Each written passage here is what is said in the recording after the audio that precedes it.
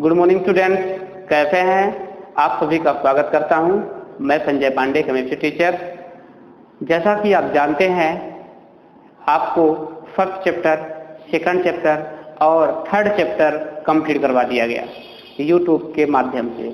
I hope कि आप अच्छे से समझ गए होंगे और घर में पढ़ते भी होंगे और अपने नोट्स भी बनाते होंगे। ठीक है, आज साइंस केमिस्ट्री की क्लास में हम फोर्थ चैप्टर के बारे में बात करेंगे। फोर्थ चैप्टर में 5 नंबर के क्वेश्चन पूछे जाएंगे, जिनमें से 1 नंबर का ऑब्जेक्टिव रहेगा और 1 नंबर का एक ही ऑब्जेक्टिव रहेगा। बाकी 4 नंबर का एक बड़ा सा क्वेश्चन पूछा जाएगा बच्चों। तो उसमें आप क्या करेंगे, अच्छे से उसको रिवाइज कर लेंगे, पढ़ लेंगे, क्योंकि मैं आपको पहले ही फर्स्ट क्लास में आपको मैं ब्लूप्रिंट दिया था और ब्लूप्रिंट के माध्यम से आपको यह भी बताया गया था कि किस चैप्टर से कितने क्वेश्चन आएंगे। मैं उसको साथ में लेकर चल रहा हूं, क्योंकि कहा जाता है, साइंटिस्ट ही बोले हैं कि 12th के बच्चे तो ऐसे होने चाहिए जो 100 में 100 मार्क्स लाएं, क्योंकि उसका डिवाइडेशन दिया गया है कि इतने चैप्टर से इतने नंबर के क्वेश्चन आने वाले हैं और कितने कितने मार्क्स के आने वाले हैं। 2 का आएगा कि 3 का आएगा कि 1 का आएगा कि 5 का आएगा। तो मैं आपको इसको साथ में लेकर चल रहा हूँ। फर्स्ट मैंने आपको बता दिया 4 नंबर का क्वेश्चन पूछा जाएगा, जो कि ऑब्जेक्टिव माध्यम रहेगा। सेकंड चैप्टर से 2 नंबर के और 3 नंबर के क्वेश्चन पूछे जाएंगे। तीसरे चैप्टर से, जो कि इलेक्ट्रोकेमिस्ट्री है, उससे ओनली 5 मार्क्स के क्वेश्चन पूछे जाएंगे, जिनमें से बड़ा क्वेश्चन एक रहेगा। और जो हमारा चौथा चैप्टर है, उस अध्याय से 5 नंबर के क्वेश्चन पूछे जाएंगे बच्चों। कितने नंबर के पूछे जाएंगे? 5। और 5 नंबर में से क्या रहेगा बच्चों? 4 + 1। इसका मतलब क्या होगा? 4 का मतलब होगा एक क्वेश्चन पूछा जाएगा 4 नंबर का और एक ऑब्जेक्टिव कोई क्वेश्चन रहेगा। तो अपन को इसमें ऑब्जेक्टिव को भी ध्यान देना है। ठीक है बच्चों, चलिए स्टार्ट करते हैं आज की क्लास। पहला ही मेरे फोर्थ चैप्टर का नाम ही है केमिकल काइनेटिक्स, यानी रासायनिक बलगतिकी। हम आज रासायनिक बलगतिकी के बारे में अध्ययन करेंगे। है क्या रासायनिक बलगतिकी? केमिकल काइनेटिक्स किसे कहते हैं? What is chemical kinetics? तो रासायनिक बलगतिकी देखिए क्या होगा। रसायन शास्त्र की वह शाखा जिसके अंतर्गत, या रसायन शास्त्र की वह शाखा जिसमें अभिक्रिया की दर, अभिक्रिया की क्रियाविधि एवं अभिक्रिया दर को प्रभावित करने वाले कारकों, 3 पॉइंट यहाँ पे दिया हुआ है। अभिक्रिया की दर, अभिक्रिया की क्रियाविधि, अभिक्रिया की दर, अभिक्रिया की क्रियाविधि एवं अभिक्रिया दर को प्रभावित करने वाले कारकों का अध्ययन किया जाता है। रासायनिक बलगतिकी कहलाती है। रसायन शास्त्र की वह शाखा जिसमें अभिक्रिया की दर, इसमें आपको अभिक्रिया की दर सिखाएंगे कैसे निकाली जाती है। अभिक्रिया की दर, अभिक्रिया की क्रियाविधि बताएंगे क्या होती है, और अभिक्रिया की दर को प्रभावित करने वाले कारकों का अध्ययन किया जाता है। रासायनिक बलगतिकी कहलाती है। ठीक बच्चों, समझ में आ गया? 3 पॉइंट को आप फिर ध्यान देंगे। अभिक्रिया की दर, अभिक्रिया की क्रियाविधि और अभिक्रिया की दर को प्रभावित करने वाले कारकों का अध्ययन किया जाता है। रासायनिक बलगतिकी कहलाती है। समझ में आ जाएगा ना? चलिए, बहुत अच्छा। अब हम नेक्स्ट पॉइंट की बात करते हैं। अभिक्रिया के वेग के आधार पर अभिक्रियाओं का वर्गीकरण, यानी वेलोसिटी, वेग के आधार पर अभिक्रियाओं का वर्गीकरण पढ़ेंगे।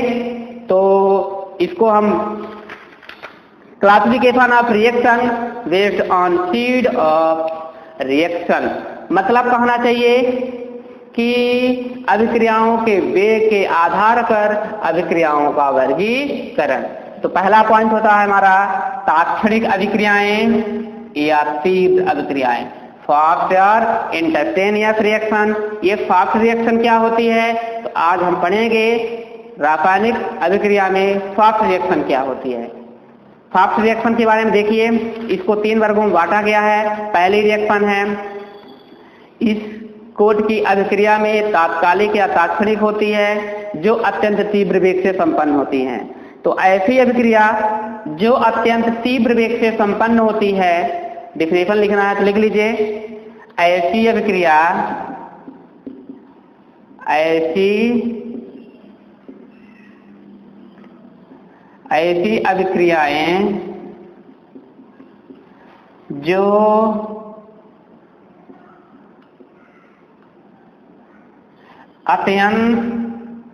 ऐसी अभिक्रियाएं जो अत्यंत तीव्र वेग से संपन्न होती, तीव्र वेग से संपन्न होती है,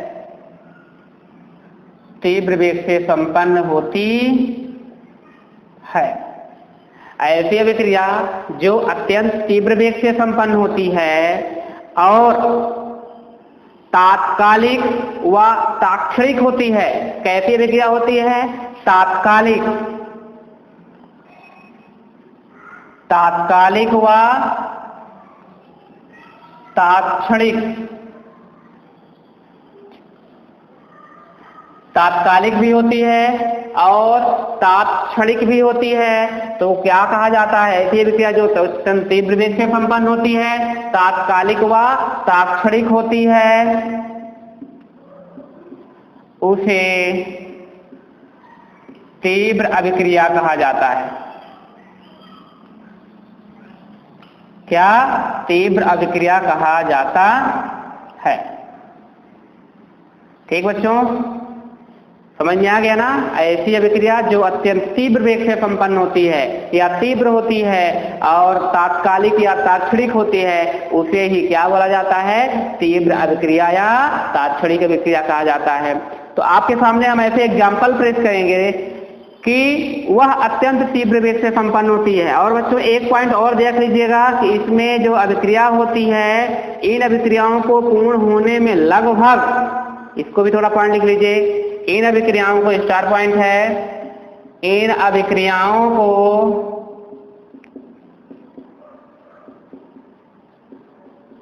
पूर्ण होने में, इन अभिक्रियाओं को पूर्ण होने में लगभग 10⁻16 से 10⁻14, क्या क्या? लगभग 10⁻16 से 10⁻14। इसका मतलब क्या हुआ? 10⁻16 to 10⁻14 माइनस है सेकंड या पिको सेकंड से भी कम।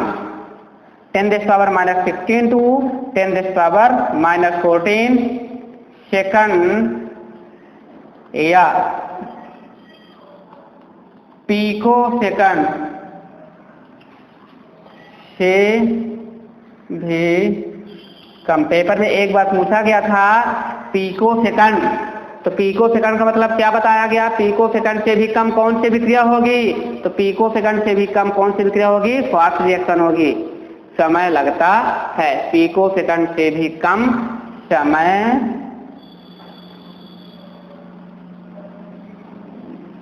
ठीक है बच्चों, समझ जाइएगा, याद रखिएगा। यहाँ पूछा गया था पिको सेकंड से भी कम कौन सी विक्रिया होती है? तो फास्ट रिएक्शन होगी। वहां पे लिखा था, ठीक है, तीव्र है, मध्यम है कि फास्ट है, यानी कहना चाहिए कि मंद है। तो इसमें से समझ गए विक्रिया होगी बच्चों पिको सेकंड से भी कम, यानी कौन सी विक्रिया होगी? फास्ट रिएक्शन होगी। चलिए एग्जाम्पल सॉल्व करते हैं। BaCl2 + H2SO4, BaCl2 + H2SO4, ये बच्चों ये क्रिया करता है तो यहाँ पे BaFO4 बन जाएगा। BaFO4 + H2 और Cl2 दोनों आपस में क्या होंगे? अलग हो जाएंगे। तो क्या हो जाएगा? HCl, H2Cl2 मिलकर के क्या बना देता है? HCl बना देगा। तो विक्रिया क्या बन जाएगी? BaFO4 + 2HCl। और याद रखिएगा ये एरो का चिन्ह नीचे की ओर में बना रहा हूं, इसका मतलब क्या होगा? यह अवक्षेप के रूप में प्राप्त होता है। इसका नाम क्या होगा? Barium chloride. H2SO4 को सल्फ्यूरिक एसिड, तो barium chloride H2SO4 sulphuric acid क्रिया करके बेरियम सल्फेट में परिवर्तित हो जाता है। इसका नाम क्या होगा बच्चों? Barium sulphate.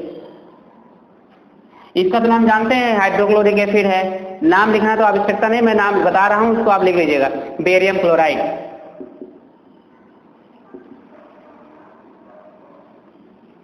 बेरियम क्लोराइड, ठीक है। दूसरी रिएक्शन देखिए क्या होती है, इसको आप आयन में तोड़िए, BaFO4 को आयन में चलिए तोड़िए, तो क्या होगा, Ba 2 positive plus FO4 2 negative, ये जब आपस में जुड़ जाते हैं तो क्या बन जाता है बच्चों, BaFO4।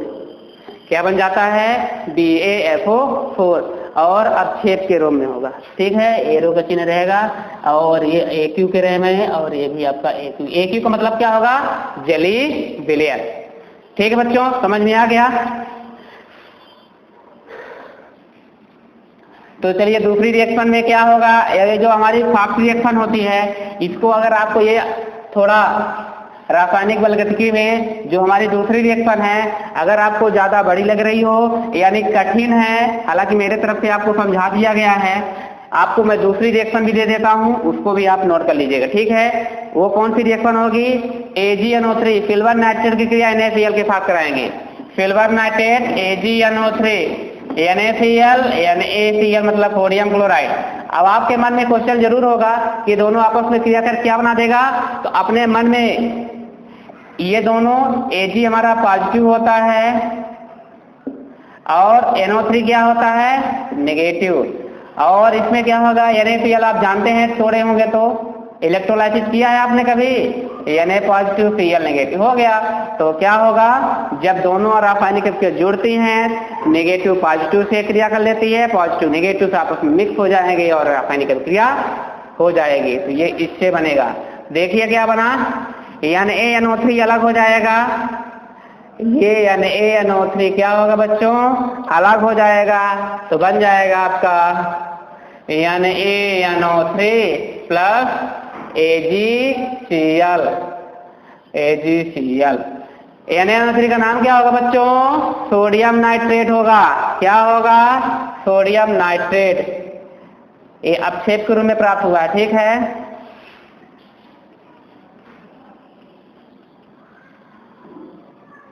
सोडियम नाइट्रेट, ठीक, चले। AgNO3 क्या बोलेंगे, सिल्वर नाइट्रेट।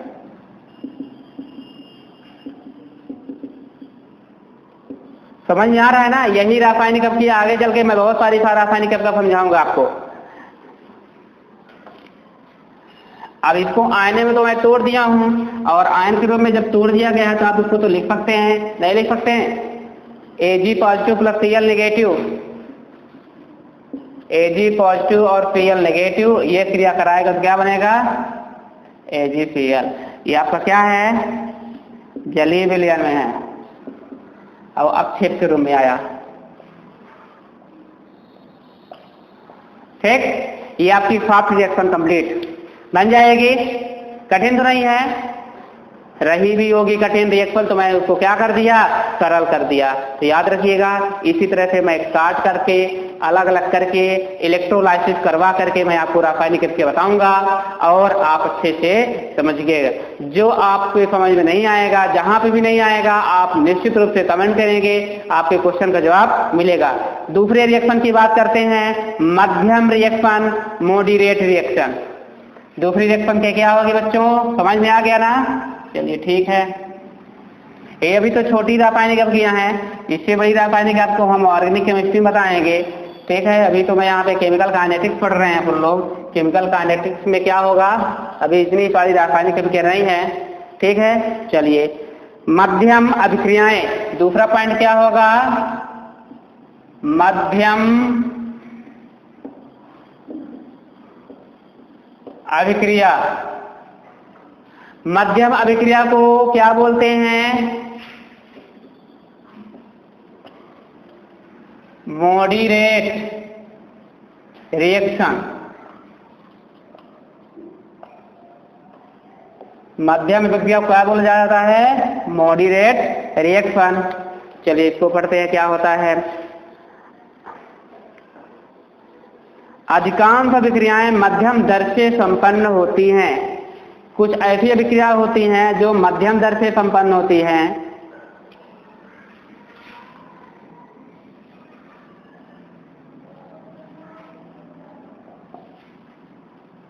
कुछ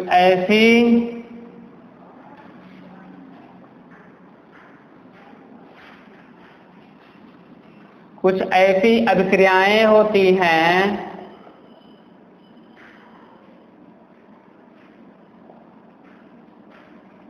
जो मध्यम दर से संपन्न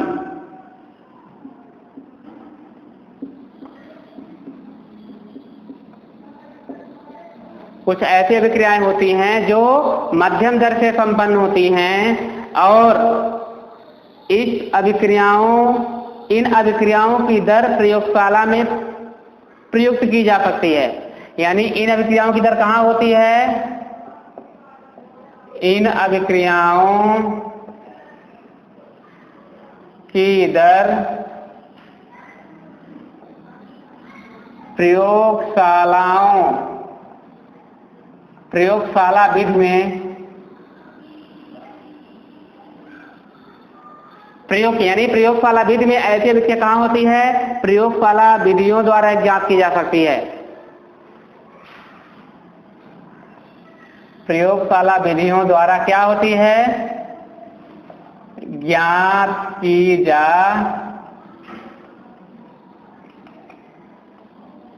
सकती है। बन जाएगी अभिक्रिया।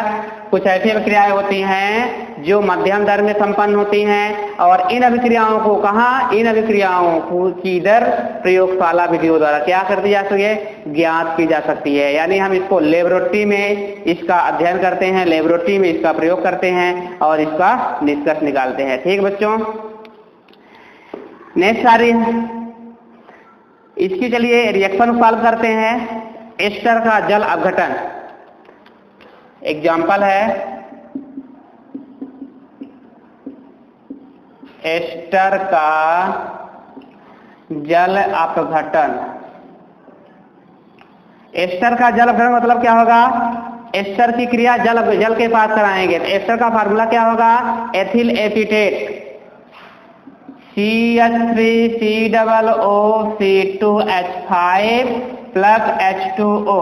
एस्टर का जब जल अपघटन होगा बच्चों तो आपको तो पता है जब पानी का हाइड्रोलाइसिस यानी डिक्लोलाइज होता है तो H पॉजिटिव और OH नेगेटिव में टूटेगा और जब इसको तोड़ेंगे अलग अलग करेंगे तो CH3COO नेगेटिव और C2H5 पॉजिटिव। अब आपको रासायनिक अभिक्रिया और आसान हो गई और रासायनिक अभिक्रिया जब आसान हो जाती है तो समझने में भी क्या होता है बच्चों? सरल हो जाती है। देखिए इसको मैंने क्या किया, इलेक्ट्रोलाइसिस करा दिया, अलग अलग करा दिया। और यह हाइड्रोजन आयन का मतलब ऐसा होता है कि निश्चित रूप से किसी न किसी यहाँ पे एसिड है, कोई न कोई एसिड है और उसकी उपस्थिति में हम क्रिया करा रहे हैं। तो देखिए अब यहाँ पे तो रासायनिक अभिक्रिया आसान हो जाएगी। जो पॉजिटिव होता है वह नेगेटिव से जुड़ता है और जो नेगेटिव होता है वह पॉजिटिव से। ये देखिए नेगेटिव होता है तो ये इससे जाकर क्रिया कर लिया और दोनों रासायनिक अभिक्रिया जुड़ जाएंगे तो बन जाएगा आपका CH3COOH के साथ जुड़ गया और आपका बन जाएगा C2H5OH। इसको बोलते हैं एथिल एसीटेट, इसको बोलते हैं एथिल एल्कोहल, इसको क्या बोलते हैं बच्चों? गलत है, एथिल एसीटेट नहीं होगा, वो एसिटिक एसिड होगा, एसिटिक अम्ल, एसिटिक अम्ल, एसिटिक एसिड इसको बोलते हैं। इसका नाम है एथिल एसीटेट।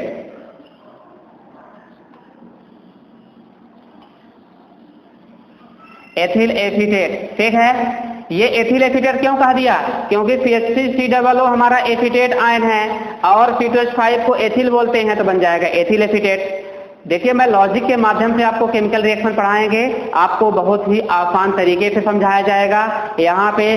तो आप बच्चों अच्छे से पढ़ें, समझें, लाइक करें, सब्सक्राइब करें और अपने मित्रों को भी सेंड कीजिए। क्यों? क्योंकि यदि आपके सहायता से किसी आपके मित्र के, आपके दोस्त की क्या हो रही है, हेल्प हो रही है, आप निश्चित रूप से हेल्प करना चाहिए। लॉजिक के माध्यम से यदि आपको और समझाएंगे तो निश्चित रूप से आपके माइंड में बैठ जाएगा और आप रट नहीं सकते हैं। ठीक है बच्चों, तो ये हमारी केमिकल रिएक्शन हो रही हैं, जिनमें से एस्टर का जल अपघटन। याद रखिएगा, जल अपघटन का मतलब होता है जल के साथ क्रिया, पानी के साथ क्रिया कराएंगे। ठीक है, चलिए दूसरी रासायनिक अभिक्रिया करते हैं, सुक्रोज का जल अपघटन। एक इसकी अभिक्रिया है एस्टर का जल अपघटन, ये पहला पॉइंट था। और दूसरे पॉइंट में हम किसको बोलते हैं, सुक्रोज का जल अपघटन। किसको, सुक्रोज का जल अपघटन।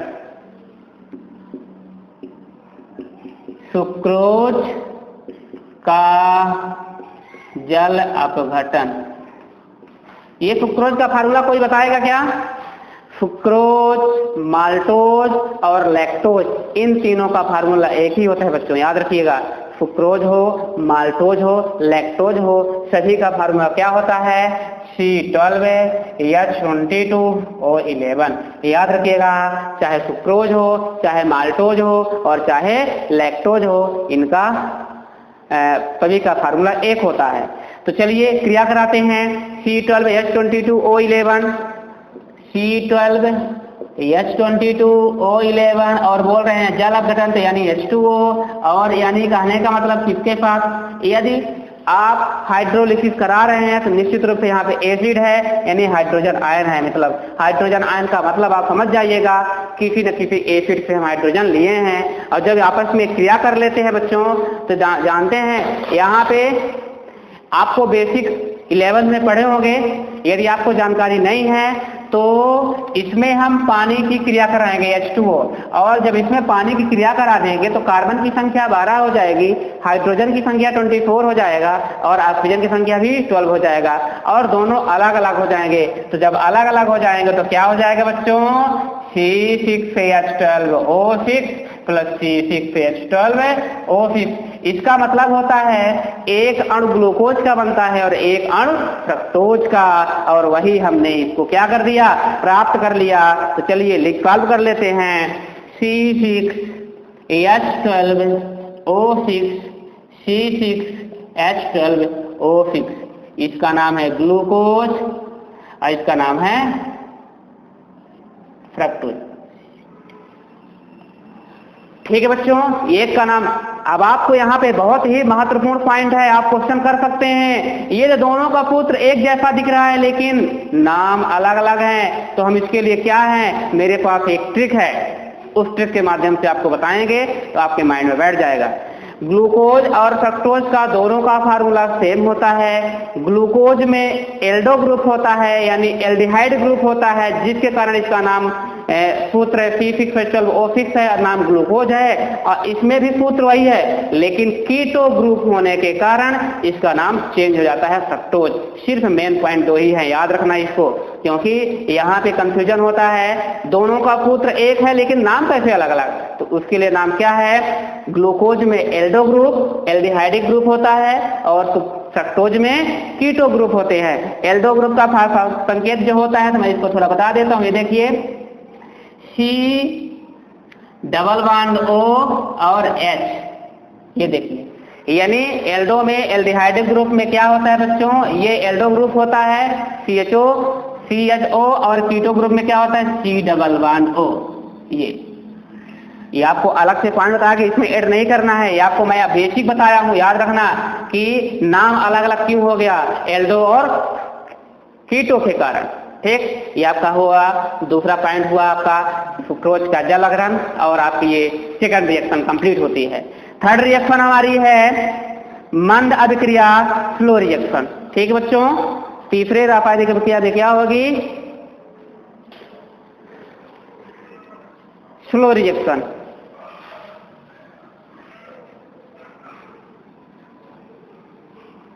तो बच्चों समझ में आ रहा है ना, आपको इतनी कठिन रासायनिक प्रक्रिया मैं तोड़ तोड़ करके अलग अलग भागों में विभाजित करके और आपको इलेक्ट्रोलाइसिस करा के आपको समझा रहा हूं कि आप अच्छे से समझ जाएंगे और क्वेश्चन करेंगे हमें और रासायनिक प्रक्रिया बताने के लिए। आप बताइए, कमेंट करेंगे निश्चित रूप से आपको बच्चों। तो यदि आप कमेंट करेंगे तो हम आपको और इससे कठिन रासायनिक अभिक्रिया समझाएंगे, ठीक है। जब ऑर्गेनिक केमिस्ट्री समझाऊंगा तो और आसान होगा। तो तीसरे पॉइंट की बात करते हैं बच्चों। तीसरे पॉइंट का नाम क्या होता है? मंद अभिक्रियाएं। मंद अभिक्रियाएं यानी स्लो रिएक्शन। स्लो, मंद अभिक्रियाओं को क्या बोलते हैं बच्चों? Slow reaction. कुछ तो आप यहीं से निष्कर्ष निकाल लिए होंगे केमिकल डिफिनेशन। तो यानी कुछ ऐसी अभिक्रियाएं होती हैं जो कि अत्यंत मंद गति से संपन्न होती हैं। तो डिफिनेशन लिख लीजिए। कुछ ऐसी अभिक्रियाएं, कुछ ऐसी अभिक्रियाएं होती हैं जो अत्यंत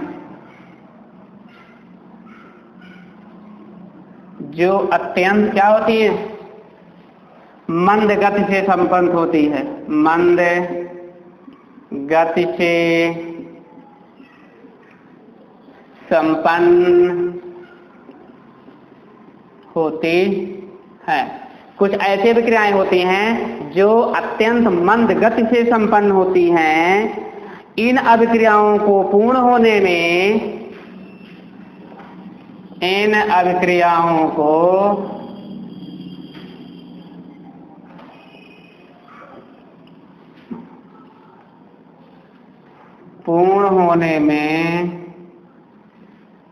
क्या है? इन अभिक्रियाओं को पूर्ण होने में महीनों, यहां तक कि वर्षों,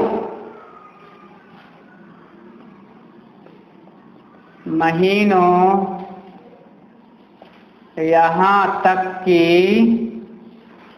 वर्षों तक का भी समय लग जाता है। मतलब कई वर्ष बीत जाते हैं ऐसी अभिक्रिया होने के लिए। महीनों, यहां तक कि वर्षों तक का भी समय लग जाता है।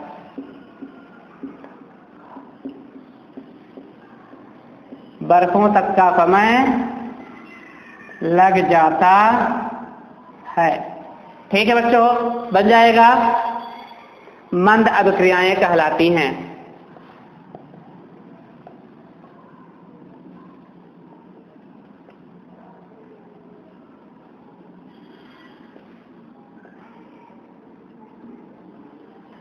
ऐसी अभिक्रियाएं जो कुछ ऐसी अभिक्रिया होती हैं जो अत्यंत मंद गति से संपन्न होती है, और इन अभिक्रियाओं को पूर्ण होने में महीनों, वर्षों, यहां तक कि मतलब पाना चाहिए अभिक्रियाओं को पूर्ण होने में महीनों, यहां तक कि वर्षों तक का भी समय लग जाता है। यानी अभिक्रिया पूरी नहीं होती और महीनों, घंटे, 2 घंटे की तो बात है, कई वर्ष का भी समय लग जाता है, तब भी रासायनिक अभिक्रिया पूर्ण नहीं होती है। तो ऐसी कौन सी अभिक्रिया है बच्चों? लोहे पर जंग लगना। कौन, इसका एग्जाम्पल क्या हो जाएगा? याद रखिएगा, लोहे पर जंग लगना। मतलब लोहे में जंग इतना जल्दी नहीं लग जाता है, तुरंत ही लग जाता है। रस्टिंग ऑफ आयरन, इसमें क्या होता है? नमी यानी यथी जो होता है बच्चों, यथी का मतलब क्या होगा? आयरन। और इसमें क्या करता है? नमी से क्रिया कर लेता है। तो जब नमी से क्रिया करेगा तो बना क्या देता है? Fe2O3.H2O। इसी को बोलते हैं जंग, यानी रस्ट। रस्ट कहा जाता है, यही है जंग का सूत्र, यही है रस्ट का सूत्र, याद रखना। दूसरा पॉइंट होता है N2 का स्थिरीकरण। यानी ये हमारा पहला एग्जाम्पल हो गया। दूसरा एग्जाम्पल हो जाए नाइट्रोजन का स्थिरीकरण, यानी नाइट्रोजन का स्थिरीकरण हो गया। तीसरा एग्जाम्पल आपका हो जाएगा कार्बन को ऑक्सीजन के साथ जलाते हैं। आपको याद पता होगा, कार्बन को ऑक्सीजन के साथ जब जला देंगे तो क्या बनेगा? सिर्फ एक ही पॉइंट बनाया है, कार्बन मोनोऑक्साइड बनेगा या कार्बन डाइऑक्साइड। तो यहाँ पे कमरे के ताप पर अभिक्रिया हो रही है, यानी कमरे के ताप पर। कमरे के ताप पर अभिक्रिया हो रही तो CO2 गैस बन रही है। आप याद रखिए, मैं आपको 2 पॉइंट बताने वाला हूँ, CO2 और CO। CO2 जो होती है अत्यंत जहरीली गैस होती है, और CO जो होती है जहरीली गैस होती है, और CO2 जो होती है जहरीली नहीं है। मतलब कहना चाहिए खाने बनाने में इसका उपयोग किया जाता है, मनुष्य के द्वारा इसे रिलीज किया जाता है। और पेड़ पौधे जो होते हैं वह क्या करते हैं, इस अपना खाना बनाते हैं। आप फोटोसिंथेसिस की रिएक्शन सुने होंगे बच्चों। फोटोसिंथेसिस में क्या होता है, यही है CO2, और यह CO2 और पानी दोनों मिल करके क्या बनाते हैं, अपना भोज्य पदार्थ बनाते हैं।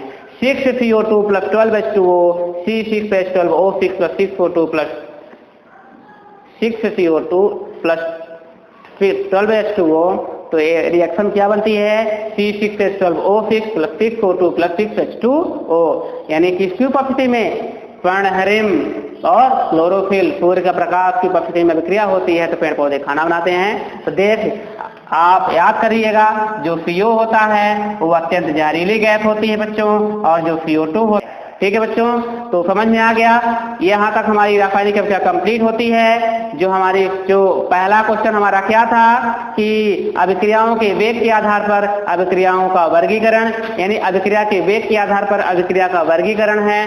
तो मैंने आपको फास्ट रिएक्शन बताया, सेकंड मॉडरेट रिएक्शन है, और थर्ड फ्लो रिएक्शन है। तीनों रिएक्शन को मैंने आपके सामने प्रेजेंट किया।